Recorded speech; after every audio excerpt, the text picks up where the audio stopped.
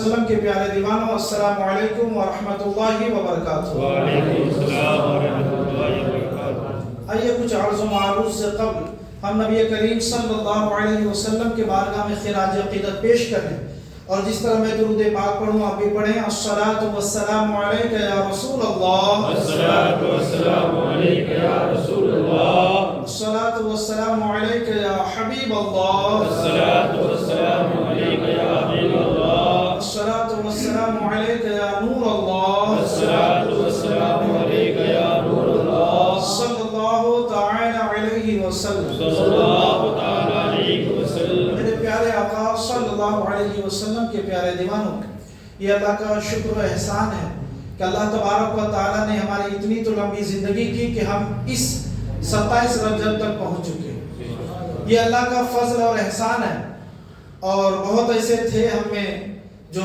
ماقبل اس سے پہلے کے سال میں ہمارے ساتھ تھے بیٹھے ہوئے، ابھی نہیں۔ یہ اللہ کا احسان ہے۔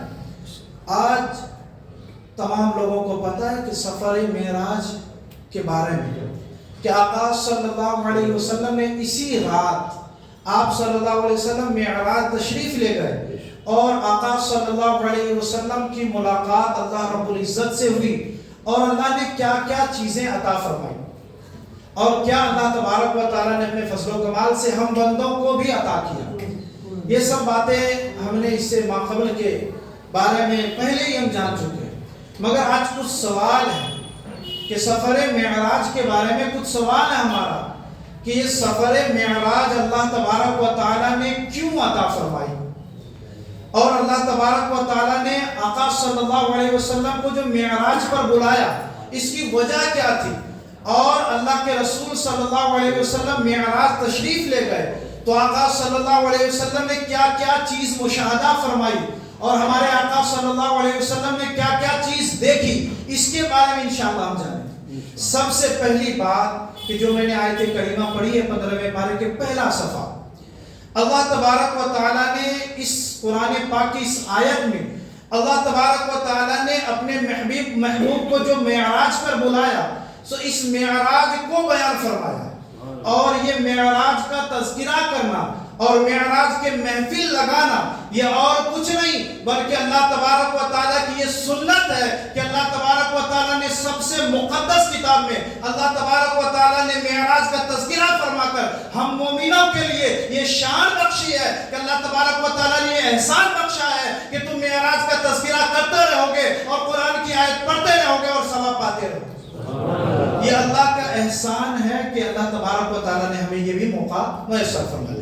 سب سے پہلے قرآن کی تھوڑے سے آیت کریمہ کی تفسیر سنتے ہیں، پھر انشاءاللہ آگے بات۔ اللہ تبارک و تعالیٰ نے فرمایا سبحان الذی اسری بعبدہ لیلا من المسجد الحرام الی المسجد الاقصی۔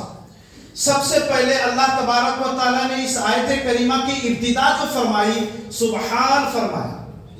ہو سکتا تھا کہ کسی دور میں کوئی شخص ہو سکتا تھا کہ کوئی انسان ایسا پیدا ہو جائے جو اس بات پر اعراض کرے اور اس بات سے انکار کر سکتا تھا کہ اللہ تبارک و تعالیٰ نے معراج پر نہیں بلایا بلکہ اللہ کے رسول کی روح معراج کی، تو اللہ تبارک و تعالیٰ نے اس شبہ کو ختم کیا اور سب سے پہلے فرمایا کوئی ایرو گیرو نہیں بلکہ اللہ تبارک و تعالیٰ نے اپنے محبوب کو بلایا، اور کہاں بلایا؟ اللہ نے خود معراج کا تذکرہ فرماتے ہوئے فرمایا کہ یہ بیت المقدس بلایا، اور کہاں سے بلایا؟ کعبہ معظمہ سے لے کر بیت المقدس بلایا، اور امامت فرمائی تمام انبیاء کی۔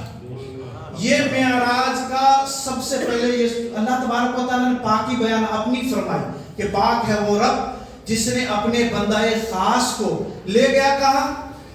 مسجد حرام سے مسجد اقصیٰ تک، جس کو بیت المقدس ہم کہتے ہیں۔ اور اس میں ایک اور بات غور کرنے کی کہ اللہ تبارک و تعالیٰ نے عبد فرمایا۔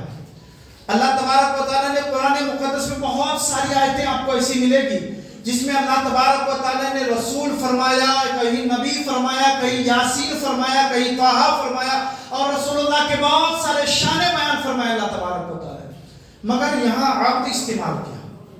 ہو سکتا تھا اللہ اپنے رسول کو بلاتے یہ بھی فرما سکتا ہے، مگر عبد اس بات کا انکار کرنے والا شخص جس نے کہا کہ اللہ کے رسول صلی اللہ علیہ وسلم کی روح معراج کی، جسم مکہ معظمہ میں تھا اور روح معراج کی، اس بندے کا یہ عبد لفظ کہا ہی جاتا ہے عربی میں اس وقت جبکہ بندہ کا روح بھی موجود ہو اور جبکہ اس کا جسم بھی موجود ہو اور پورا ڈھانچہ موجود ہو، اس کو عربی لفظ میں عبد کہتے ہیں۔ اللہ تبارک و تعالیٰ نے عبد فرما کر ان لوگوں کا بھی دور فرما دیا اعتراض کو کہ جو کہتے ہیں کہ اللہ کے رسول کی صرف روح معراج کی، بلکہ اللہ تبارک و تعالیٰ نے عبد لا کر ان تمام منکرین کا خاتمہ فرما کر اللہ کے رسول کے پورے معراج کا تذکرہ فرمایا۔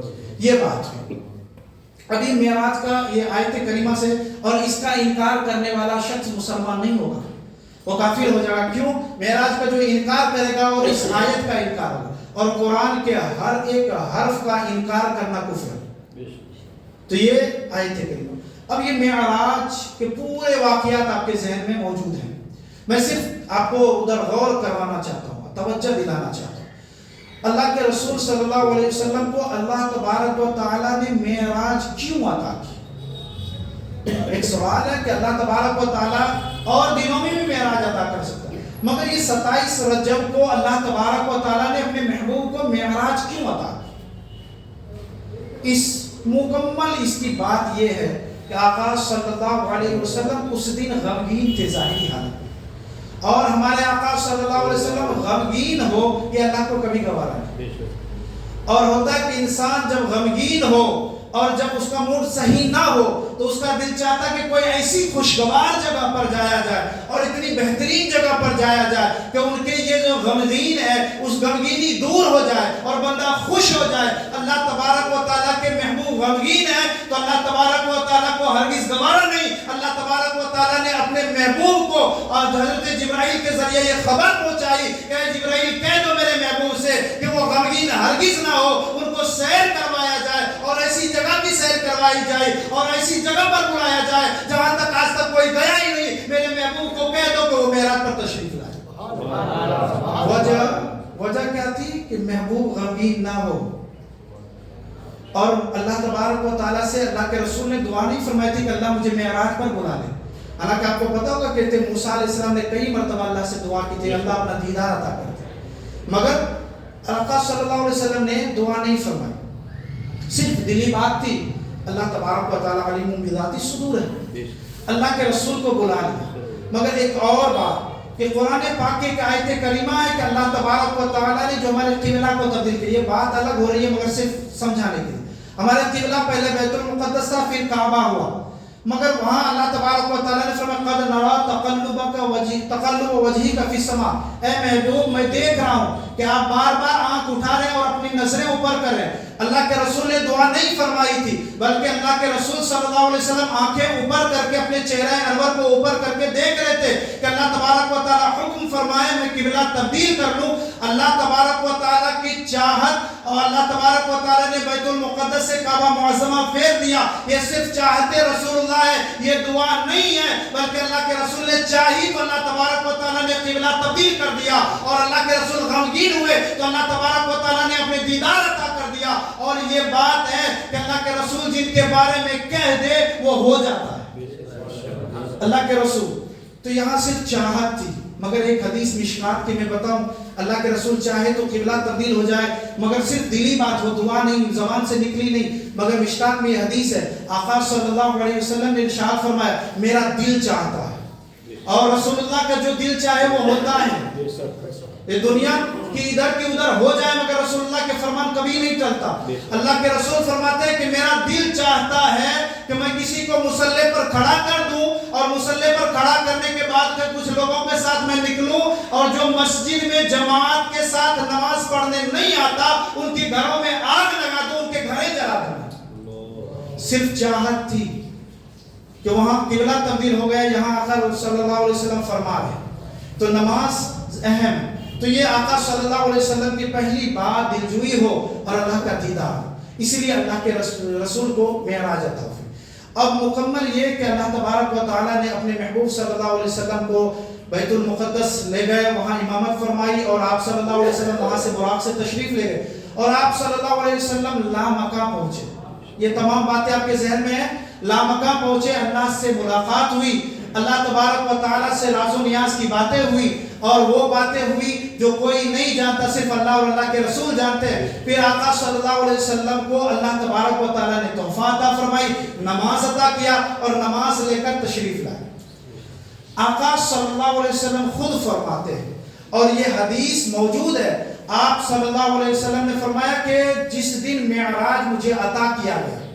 یہ سوال نمبر 2 ہے کہ آقا صلی اللہ علیہ وسلم نے کیا کیا دیکھا۔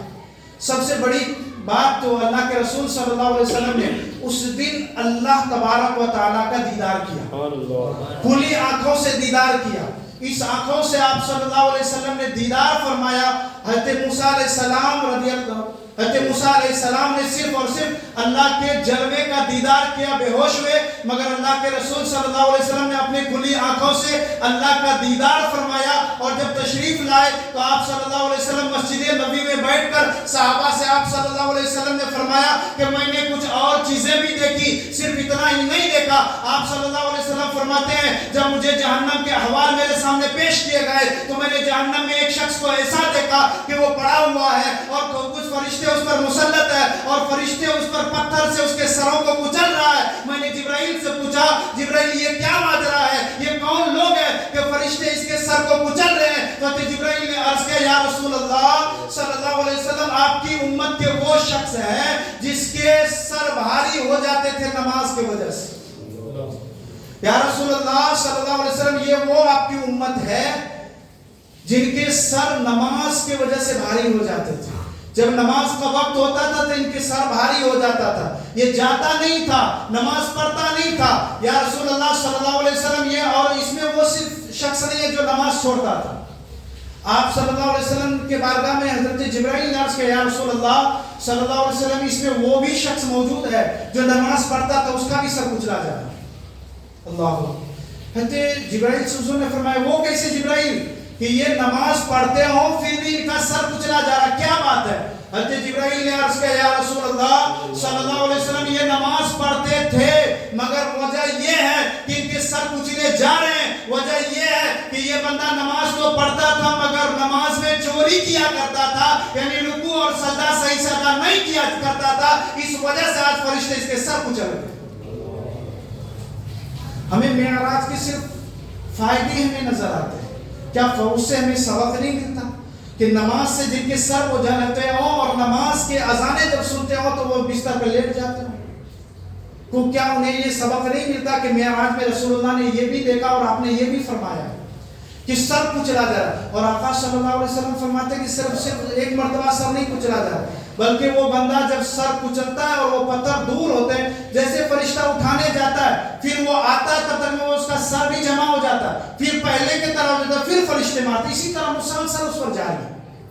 پھر آپ صلی اللہ علیہ وسلم نے فرمایا کہ میں آگے بڑھا تو اور میں نے جہنم کے احوال میں سے ایک احوال یہ دیکھا کہ کچھ شخص وہ ہیں جو لکڑیاں جمع کر رہے ہیں، حالانکہ ان کی لکڑی کے گٹھڑی جو ہے بہت بڑا ہے، وہ اٹھا نہیں سکتا، اس کی طاقت سے زیادہ ہے، مگر وہ بندہ اٹھا رہا ہے اور بھی جمع کر رہا ہے۔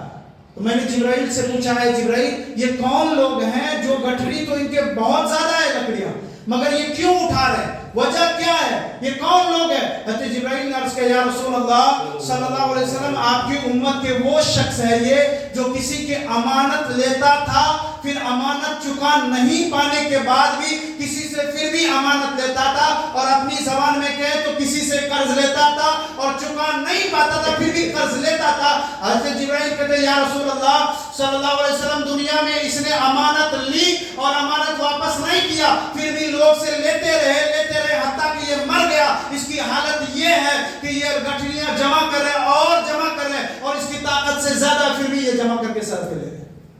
ہمیں اس سے یہ سبق نہیں ملا کہ آقا صلی اللہ علیہ وسلم نے فرمایا کہ جتنی استطاعت ہو اتنا ہی کام کرے۔ اگر استطاعت ہے کہ امانت میرے پاس ہے کسی کا تو میں رکھ سکتا ہوں پھر واپس کر سکتا ہوں، اتنا ہی میں، حد سے زیادہ نہ کرے کہ وہ امانت لے کر کے مرے اور قبر میں اور حشر میں وہ حالت ہو ہماری۔ پھر حضرت جبرائیل کے بارے میں آقا صلی اللہ علیہ وسلم فرماتے ہیں کہ حضرت جبرائیل نے کہا کہ یہ بندہ تا حشر یہی کام کرتا ہے، اس کی یہی ڈیوٹی لگی ہے کہ یہ گٹھڑیاں اپنے سر پہ ڈالتا ہی رہے گا۔ پھر آقا صلی اللہ علیہ وسلم فرماتے ہیں میں جب تھوڑے آگے بڑھا میں نے ایک شخص کو دیکھا جس کا بہت بڑا پیٹ تھا.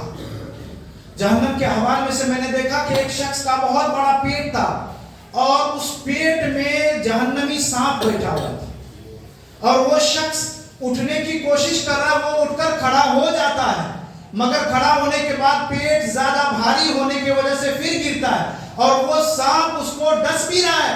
آپ صلی اللہ علیہ وسلم فرماتے ہیں میں نے جبرائیل سے پوچھا اے جبرائیل یہ کون شخص ہے جس کی یہ حالت ہے کہ پیٹ بہت بڑا ہے اور پیٹ بڑا ہونے کے بعد بھی پیٹ میں سانپ ہے اور وہ جہنمی سانپ ہے جس کے بارے میں غوث اعظم نے اپنی کتاب میں جہنمی سانپ کے حالات لکھے ہیں. آپ نے فرمایا غوث اعظم نے اپنی کتاب میں لکھا ہے کہ جہنم کے سانپ کے پاور یہ ہے اور اس کے زہر کا اثر یہ ہے کہ اگر روئے زمین پر اس کے ایک قطرہ گرا دیے جائے تو روئے زمین پر سبزہ نہیں ہوگے.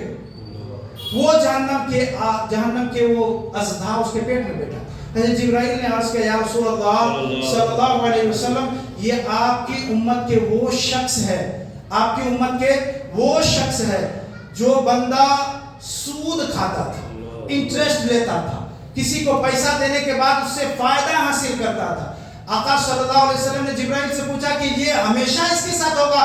تو حضرت جبرائیل نے عرض کیا یا رسول اللہ صلی اللہ علیہ وسلم اس نے دنیا میں سود کھائی, انٹرسٹ لیا اور مسلمانوں سے سود کھا کر کے مرا ہے, تا حشر اس کی یہی حالت ہونے والی. پھر آپ صلی اللہ علیہ وسلم فرماتے ہیں پھر میں آگے بڑھا تو میں نے کچھ ایسے انسان کو دیکھا کہ جن کے زبانیں کینچی سے کاٹی جا رہی تھی اور وہ لوہے کی کینچی اور جہنمی آگ سے بنی ہوئی. آپ صلی اللہ علیہ وسلم نے فرمایا کہ اے جبرائیل یہ کون لوگ ہیں جن کی زبانیں کاٹی جا رہی اور جہنم کے آگ سے تپائی ہوئی وہ کینچی ہے؟ حضرت جبرائیل نے عرض کیا یا رسول اللہ صلی اللہ علیہ وسلم یہ وہ لوگ ہیں آپ کی امتی کے جو لوگوں کو تو اچھی بات بتاتے تھے, جیسے ہم لوگ ہیں. ہم لوگ کیا کرتے ہیں اب خود کی غلطی تو ہمیں دکھتی نہیں مگر دوسرا کوئی غلطی کرے تو اس پر پردہ پوشی نہیں ہوتی ہم سے. ہماری یہ بات ہوتی کہ سب سے پہلے اس کی اصلاح ہونی چاہیے, خود عمل کرے یا نہ کرے. آقا صلی اللہ علیہ وسلم فرماتے جہنم کے کینچی سے اس کی زبانیں کاٹی جا رہی تھی اور جبرائیل نے اس کے بارے میں بتایا یا رسول اللہ صلی اللہ علیہ وسلم آپ کی امت کے وہ لوگ ہیں یہ جو دنیا میں کسی کو اچھائی کا حکم تو دیتے تھے مگر خود عمل نہیں کرتے تھے. اللہ تبارک و تعالیٰ نے اس عذاب میں اسے مسلط کر دیا اور مبتلا فرما دیا ہے تا حشر یہ بندہ اسی میں مبتلا رہے گا. ہماری کیا حالت ہے؟ ہم کیا کرتے ہیں دنیا کو تو ہم گیان دیتے پھرتے ہیں, دنیا کو اچھی باتیں پھرتے ہیں کہتے پھرتے ہیں مگر ہماری حالت ہے کہ ہم خود ہی عمل نہیں کرتے. اللہ کے عذاب سے ڈریں ہم کہ ہمیں اس سے بھی ڈر ہونا چاہیے کہ ہم کسی کو اچھائی کا حکم دے رہے ہیں تو پہلے خود بھی عمل کریں. حضرت بایزید بسطامی رحمۃ اللہ علیہ کے بارے میں ایک قول ہے, ان سے ایک بزرگ عورت آئی تھی بہت دور سے پیدل سفر کر کے, پوچھا کہ میرے بچے کی یہ شکر کھانے کی عادت ہے بہت زیادہ کھاتا ہے, اس سے بیمار ہو جائے گا, ان کو کچھ نصیحت فرما دیں. حضرت بایزید بسطامی نے فرمایا کہ ان کو واپس لے جاؤ اور کل آنا پھر میں اس کو نصیحت کروں گا. وہ جب بزرگ عورت گئی اور دوسرے دن واپس آئی حضرت بایزید بسطامی رحمۃ اللہ علیہ نے اس بچے سے فرمایا کہ بیٹے تم شکر زیادہ استعمال نہ کرو تو کرو اس لیے کہ تمہاری طبیعت بگڑ جائے. تو اس عورت نے کہا کہ حضور میں بہت دور سے آئی تھی, آپ نے واپس کر دیا اور یہی بات کرنی تھی تو آپ پہلے مجھے کہہ دیتے, اپنے بچے کو کہہ دیتے میرے بچے کو. حضرت بایزید بسطامی رحمۃ اللہ علیہ نے فرمایا اے ضعیفہ وجہ یہ ہے کہ کل میں نے بھی شکر زیادہ کھائی تھی اور مجھے یہ گوارا نہیں ہوا کہ میں زیادہ کھاؤں اور کسی کو نصیحت کرتا پھروں, یہ مجھے گوارا نہیں ہے. ابھی تو سب مفتی صاحب بنتے پھرتے ہیں, روڈ پر کھڑے ہو کر ایسے ایسے مسئلے بیان کریں گے جس کے کوئی حد ہی نہیں ہے, جس کے بارے میں ذرہ برابر علم نہیں, جس کے بارے میں ذرہ برابر جانتے نہیں, اس کی بات کریں گے اور ایسے ایسے فتوے دیں گے.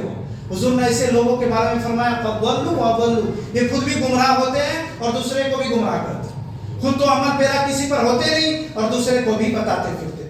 آپ صلی اللہ علیہ وسلم فرماتے کہ یہ بندہ جو دنیا میں یہ حالت تھی اس کی, اللہ تبارک و تعالیٰ کی جانب سے اس پر یہ عذاب مسلط ہوا کہ اس بندے کے زبانیں کاٹی جا رہی. پھر آپ صلی اللہ علیہ وسلم نے ایک شخص کے بارے میں آپ صلی اللہ علیہ وسلم نے فرمایا کہ میں آگے بڑھا تو میں نے ایک شخص کو دیکھا کہ وہ بندہ اس کے جسم پر گرم تیل کے لباس ہے اور اللہ کے شان جو بھی اللہ تبارک و تعالیٰ نے اس کے ساتھ فرمایا. مگر آقا صلی اللہ علیہ وسلم فرماتے ہیں میں نے جبرائیل سے یہی سوال کیا اے جبرائیل اتنے گرم اور اتنے خطرناک لباس اس کو پہنایا گیا ہے؟ یہ کیوں، وجہ کیا ہے؟ اور یہ سب نوجوان زیادہ تر ہے اس میں. اے جبرائیل اس میں وجہ کیا ہے؟ یہ کون سے گناہ کیے ہیں؟ تو حضرت جبرائیل نے عرض کیا یا رسول اللہ صلی اللہ علیہ وسلم یہ آپ کی امتی کے وہ نوجوان اور وہ ضعیف لوگ ہیں اور وہ بوڑھے لوگ ہیں کہ جو دنیا میں گانا بجانا سنتے تھے اور گانا بجانا کرتے تھے، اس کی یہ حالت آج ہے کہ اس بندے کو یہ گرم تیل کے لباس پہنا دیے گئے ہیں اور تا حشر اس کی یہی حالت ہوتی رہے. اللہ، کہ جو دنیا میں ہم گانا بجانے میں ہم مسلمان اس میں زیادہ تر ہے. غیر قوموں کی بات نہیں کرتا، ہم اپنی قوم کی بات کرتے ہیں. مسلمان اس میں زیادہ ہے اور نوجوان تو نوجوان بوڑھے شخص بھی اس میں شامل ہے. حالانکہ آپ کو پتا ہونا چاہیے کہ یہ مسئلہ سب نوجوانوں کو بھی معلوم ہونا چاہیے. ایسے گانے جو سنتے ہیں بندے، اس کے عذاب تو بہت سارے ہیں. وہ اپنی جگہ پر ہے، وہ تو ہو کر ہی رہے گا. مگر اس گانے کے بارے میں فتویٰ یہ دیا گیا ہے کہ جو بندہ کفریہ کلمات والے گانا سنتے ہیں، جس گانا میں کفر بولے جاتے ہو، جس میں اللہ کا انکار ہو اور اللہ کے شان میں گستاخی ہو، بہت سارے الفاظ ہیں جو کفریہ گانا ہو اور کفریہ کلمات کہے جائیں اور جو بندہ خوش ہو کر وہ سنے، اس کے ایمان چھین لیے جاتے ہیں. اور اس دور میں گانا جتنے بنتے ہیں اس میں 99% گانا ایسے ہوتے جس میں کفریہ کلمات ہوتے. تو یہ تو ایمان دنیا سے چھینا جا رہا ہے اور اللہ نہ کرے کہ بندہ اس میں مبتلا ہو. مگر کوئی بندہ اس کو سن کر کے مر گیا اور کفر کے حالت میں مرا تو اس کی کیا حالت ہوگی؟ اس کے بارے میں منفیہ خالدون کہا گیا کہ وہ ہمیشہ ہمیشہ جہنم میں رہنے والے. مومنوں کے لیے تو یہ کہا گیا کہ مومن اگر گنہگار ہوگا تو سزا پا کر جہنم سے نکلے گا اور جنت میں جائے گا. مگر ایسے الفاظ والے گانا سننا اور ایمان چھین جانے کے بعد اگر کوئی شخص مر گیا تو اس کی حالت کیا ہوگی؟ اس کے بارے میں قرآن نے کہا کہ وہ ہمیشہ ہمیشہ جہنم میں رہے گا، کبھی نہیں نکالا جائے گا. جو سزا ہے وہ تو ہے ہی.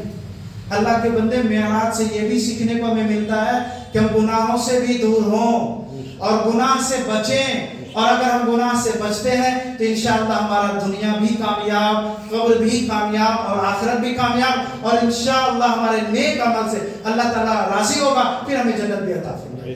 اللہ تبارک و تعالیٰ سے دعا ہے کہ اللہ تبارک و تعالیٰ ہمیں تمام برائیوں سے محفوظ فرمائے اور اللہ تعالیٰ ہمیں زیادہ سے زیادہ نیک عمل کرنے کی توفیق عطا فرمائے اور ہمیں سفر معراج کے تعلیم حاصل کرنے کی توفیق عطا فرمائے اور اس سے کچھ سیکھنے کی توفیق عطا فرمائے. آئیے کھڑے ہو کر کے سلام.